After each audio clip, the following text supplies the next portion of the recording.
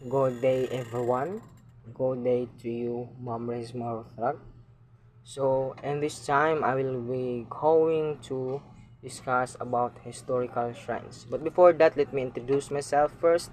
My name is Andrian Orais Rasuna from BSA 1B. And now, let me give us historical shrines overview to all of you. Historical shrines is offers a glimpse, especially in around the world. But my topic is about specific in the Philippines. Historical shrines in Philippines rich in historical narrative, cultural heritage, and enduring religious traditions. They are key sites for understanding the nation's journey through colonialism, revolution, and the quest for independence and democracy. And now, there are so many historical shrines in the Philippines, but there are 10 historical shrines that highlighted and very important and beautiful background and past events that we can learn about them. So, the first is the Aguinaldo Shrines. This Aguinaldo Shrines is the center of the country's Independence Day commemoration every June 12th, built in 1845. And it was located in Kawit, Cavite, and it is the ancestral home of Emilio Aguinaldo, the first president of the Philippines, and it played a crucial role in the country's history. The Philippine Declaration of Independence from Spanish colonial rule was proclaimed from the balcony of the Aguinaldo residence. This momentous event marked the end of over 300 years of Spanish colonization and the birth of the first Philippine Republic. Emilio Aguinaldo was a revolutionary leader and the first president of the Philippines. His leadership was pivotal in the fight for independence against both Spaniards and later American colonial force. And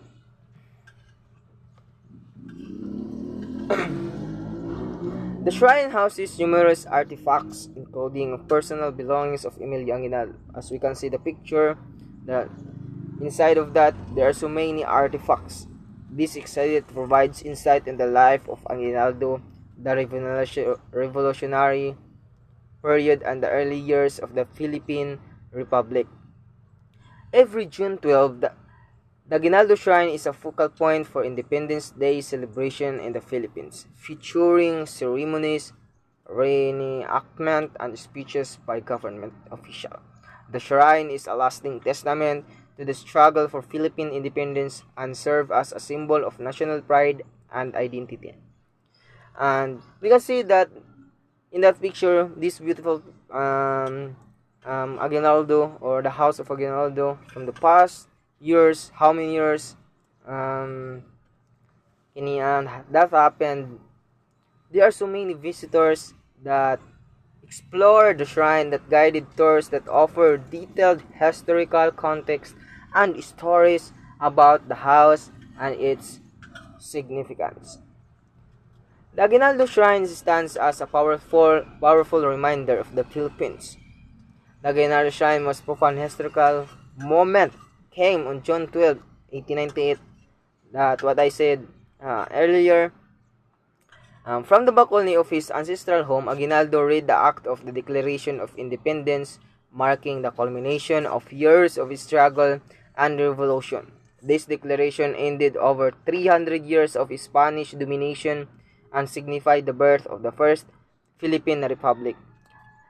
In 1964, the Aguinaldo residence was declared a national shrine, ensuring its preservation as a site of immense historical and cultural value, managed by the National Historical Commission of the Philippines.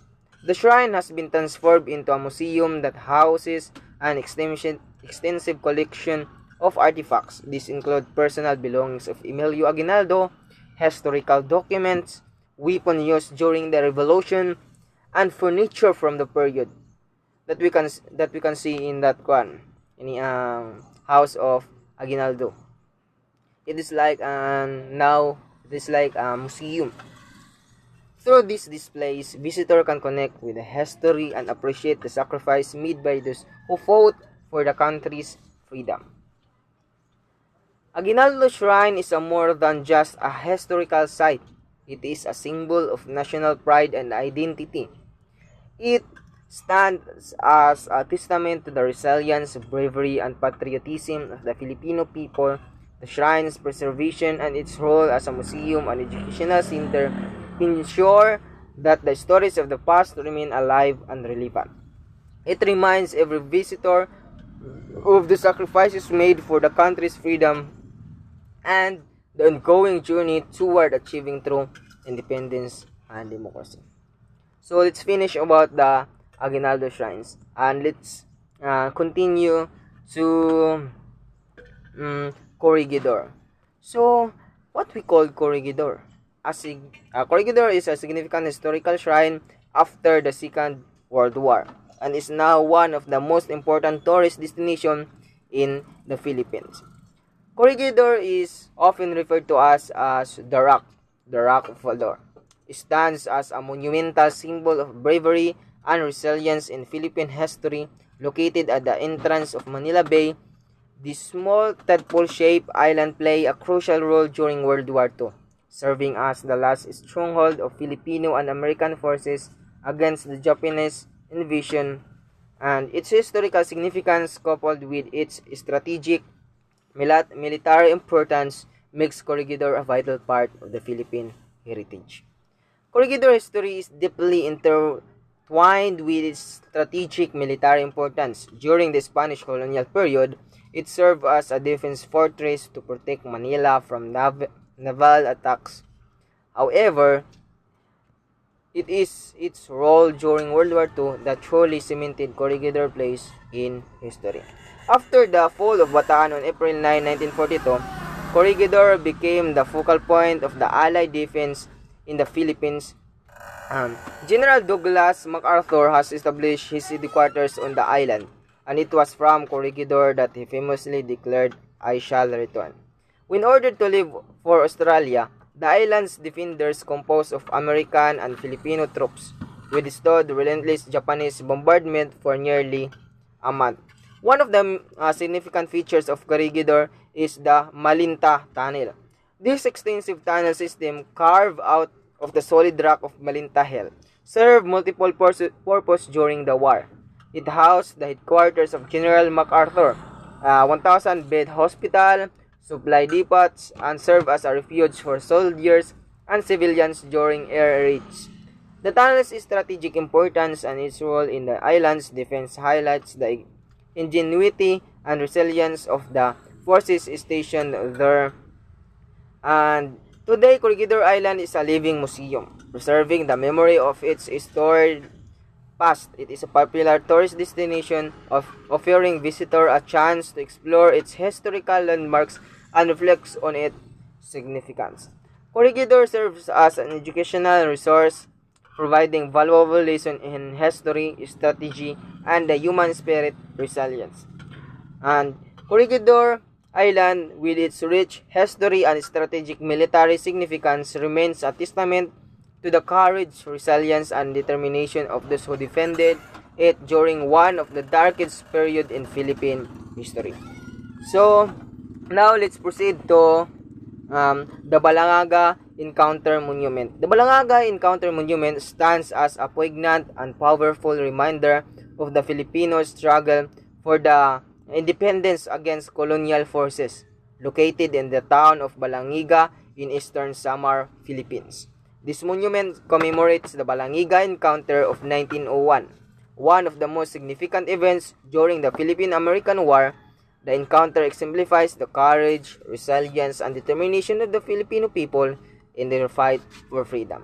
The Philippine-American War in 1899 to 1902 followed the Spanish-American War, during which United States acquired the Philippines from Spain. This period was marked by fierce resistance from Filipino revolutionaries who sought independence rather than a change in colonial rulers. The Balangiga Encounter is one of the notable episodes of this war. On September 28, 1901, Filipino guerrillas launched a surprise attack on American soldiers stationed in the town of Balangiga, disguised as laborers and women mourning the dead. The Filipino fighters infiltrated the town's plaza. They launched their attack during breakfast, catching the American soldiers off guard. The guerrillas used polos, machetes, and captured rifles to overwhelm the Americans. The attack resulted in significant casualties for the U.S. forces, and 48 out of 74 Americans were killed and many others were wounded. This successful ambush is seen as a bold and strategic act of resistance against the American occupation. The Balangag Encounter Monument was erected to honor the bravery and sacrifice of the Filipino fighters who took part in the encounter. It serves as a symbol of the Filipino unwavering spirit in the struggle of independence. An integral part of the Balangiga story is the fate of Balangiga bells. These church bells were taken by American soldiers as war trophies following the encounter. For over a century, the bells remained in the United States, symbolizing a painful chapter in Philippine history. The return of the bells to the Philippines in 2018 was a momentous event symbolizing reconciliation and the rectification of a historical injustice. The bells now reside in the original church in Balangiga, further cementing the town's people in the national historical narrative. The Balangiga Encounter Monument stands as a powerful testament and play a crucial role in educating Filipinos and visitors about this significant event in Philippine history. It serves as a focal point for commemorative activities, educational tours, and historical research. And also, it commemorates a pivotal event in the Philippine-American War and honors the memory of those who sacrificed their lives for freedom. As a symbol of national pride and historical resilience, the monument continues to inspire and educate, ensuring that the legacy of Balangiga Encounter ensures in the hearts and minds of the Filipino people. And let's proceed to the another historical event, which is the Bonifacio Monument.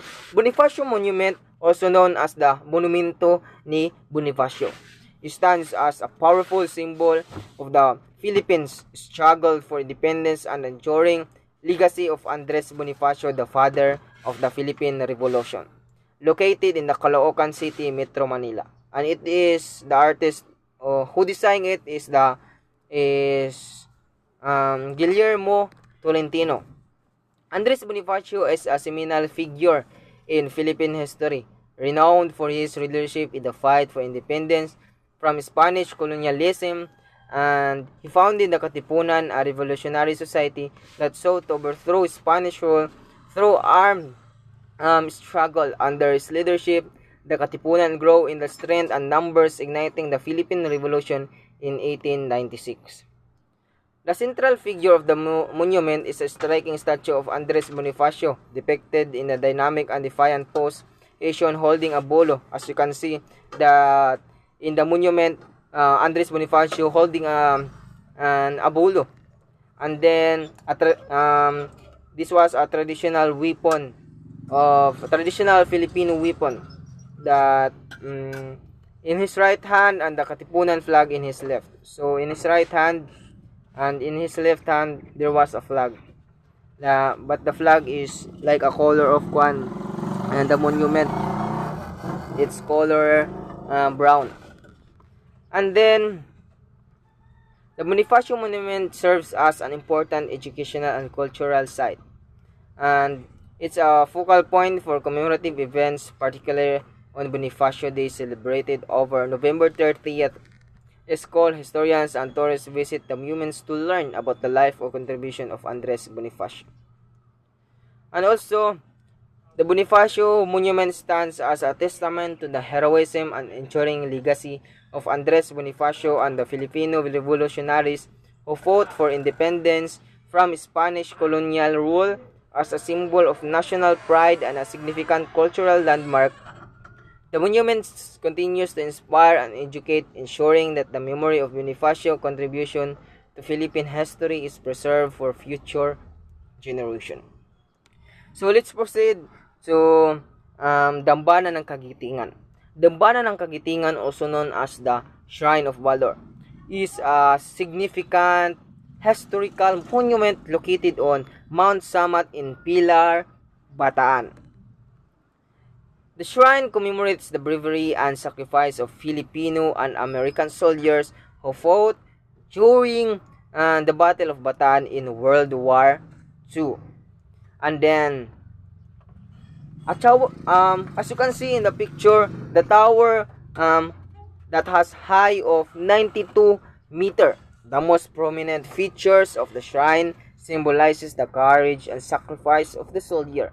Visitor can take an elevator to take viewing gallery near the top for panoramic views of the area. So as you can see, it's so very high. At the base of the cross is a colonnade that houses an altar,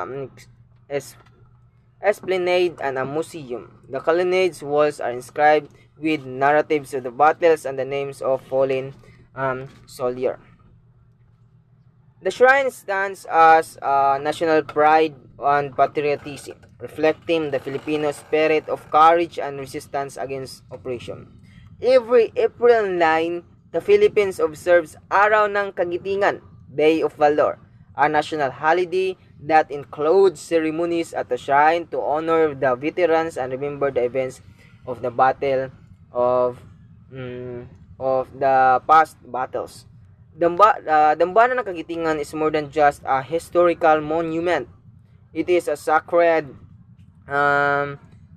site that preserves the memory of a pivotal moment in Philippine history and the extraordinary valor of those who fought for freedom. So, let's continue to Sultan Kudarat Monument.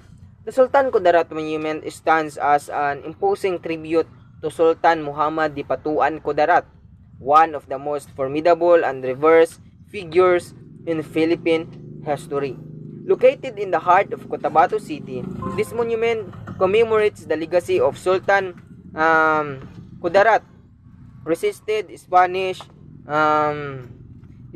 colonization in Mindanao during the 17th century. Sultan Kudarat, also known as Sultan Kudarat, was a powerful ruler of the Mindanao Sultanate in the Mindanao region of the Philippines. Born in the late 16th century, he rose to prominence in the early 17th century and became renowned for his leadership and military prowess. His reign is particularly noted for his successful efforts to unite the various Muslims polities in Mindanao and resist Spanish attempts to colonize the region.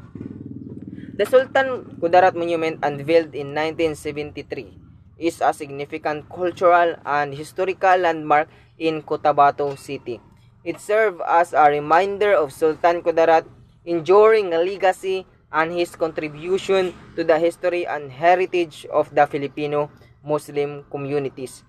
The central feature of the monument is a grand statue of Sultan Kudarat, as we can see in the picture, that Sultan Kudarat holding and a sword in his left hand, symbolizing his role as a first defender of his people and their way of life. The statue stands on a prominent pedestal, which bears inscription detailing the achievement and historical significance of Sultan Kudarat reign. The monument is set within well-maintained park. As you can see in the back, it will provide or maintain until now as a park, and its appreciation of Sultan Kudarat's contribution to Philippine history. The Sultan Kudarat Monument is an important site for educating the public about the history of Mindanao, about the contribution of leaders. It is a focal point for cultural and historical events, fostering a deeper understanding and appreciation of the region's past. The monument is a central site for annual commemorative events, particularly during the Kudarat Day celebration, which honor the legacy of Sultan Kudarat and his contribution to Mindanao history. The Sultan Kudarat Monument stands as a powerful tribute to one of the most significant figure in Philippine history.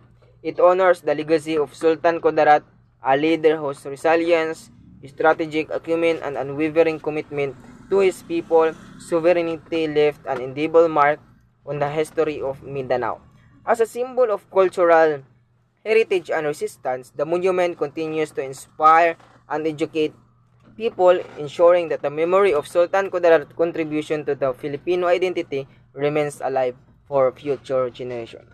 And also, let's continue to another historical shrines, which is the Blood Compact Shrine. Blood Compact Shrine, also known as Sandugo Shrine, commemorates a significant event in Philippine history that symbolizes the first treaty of friendship between the indigenous people, the indigenous Filipinos, and the Spanish colonizer, located in Tagbilaran City, Bohol. This shrine marks the site where the historical blood compact or Sandugo took place between the Filipino chieftain Dato Sikatuna and the Spanish explorer Miguel Lopez de Legazpi in 1565. The blood compact or sandugo was a traditional Filipino ritual where two parties would cut their wrist and mix their blood with wine which they would then drink. So, as we can see, or with point in their mind that so very sa ato pa nakuha ng mga pulungan luod kayo. So, this act was a solemn pledge of friendship and alliance, signifying mutual trust and respect. The blood compact between Dato Sikatuna and Miguel Lopez de Legazpi occurred on March 16, 1565. This event is considered the first international treaty of friendship between Filipinos and Spaniards. It was a gesture to foster peaceful relations and mutual cooperations, aiming to establish a lasting friendship and alliance. The Black Compact Shrine was constructed to honor and immortalize this historic event. It serves as a symbol of the cultural heritage and the rich history of the Filipino people. The Blood Compact Shrine's profound historical and cultural significance. The Blood Compact represents a commitment to peace and friendly relation between two diverse cultures. And it is also important aspect of Filipino culture and tradition, particularly the practice of sandugo as a binding agreement of solemn oath. The Blood Compact Shrine serves as an important educational site, offering visitor a tangible connection to Philippine history and cultural practices. The shrine is a focal point for annual celebrations, particularly during Bohol Sandugo Festival, which commemorates the Blood Compact and celebrates the rich cultural heritage of the region. The festival features reenactment, parades, and various cultural performances. The Blood Compact Shrine stands as a lasting testament to a significant event in Philippine history that symbolizes peaceful friendship and mutual respect. It honors the legacy of Dato Sikatuna and Miguel Lopez de Legazpi commitment to fostering harmonious relation between their peoples. As a cultural and historical landmark, the shrine continues to educate and inspire, preserving the memory of the Sandugo and its importance in the Filipino heritage. Visiting the Blood Compact Shrine offers a unique opportunity to reflect on the values of trust, respect, and cooperation that have shaped the nation's history. So, we are finished to discuss about Blood Compact Shrine, and let's continue to discuss about the historical shrines about Leyte Landing Monument. I think this is the last, but let's just discuss it with deeper. The Leyte Landing Memorial, also known as the MacArthur Landing Memorial, is an iconic monument in Palo, Leyte, Philippines, commemorating the historic landing of General Douglas MacArthur and his forces on October 20, 1944. During World War II, this event marked the beginning of the liberation of the Philippines from Japanese occupation. Here's a detailed explanation of the Leyte Landing Monument. During World War II, the Philippines was under Japanese occupation following the fall of Bataan and Corregidor in 1942. General Douglas MacArthur, who famous vowed to return to the Philippines after being forced to retreat, fulfilled his promise with the Leyte landing, initiating the Allied campaign to liberate the country. The centerpiece of the monument is a larger-than-life bronze statue of General Douglas, as we can see in the picture. This iconic image captures the historic moment of the landing. This monument features a replica of the shoreline where the landing took place, providing visitors with a visual representation of the historical event. The Leyte Landing Memorial symbolizes the beginning of the liberation of the Philippines from Japanese occupation. It represents a turning point in World War II and holds deep significance in Philippine history. Two monuments symbolize the enduring alliance between the Philippines and the United States, as well as the friendship between General MacArthur and the Filipino people. The Leyte Landing Memorial serves as an educational site, providing visitors with insight into the event of World War II and the role of the Philippines in the Pacific Theater.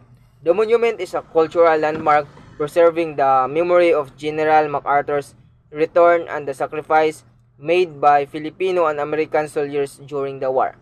Every year on October 20, the Philippines commemorates Leyte Landing Day with ceremonies and events at the memorial site honoring the courage and heroism of those who participated in the historic landing. The Leyte Landing Memorial attracts tourists and visitors from around the world who come to pay their respects, learn about Philippine history, and witness the site where General MacArthur fulfilled his promise to return. The Leyte Landing Memorial stands as a powerful testament to the bravery, sacrifice, and resilience of the Filipino and American forces during World War II. It serves as a reminder of the price of freedom and the enduring spirit of liberation. Visiting the Leyte Landing Monument offers a profound opportunity to honor the past, reflect on the sacrifice made, and celebrate the triumph of democracy over tyranny. And that's all. Thank you for your time and thank you for your listening.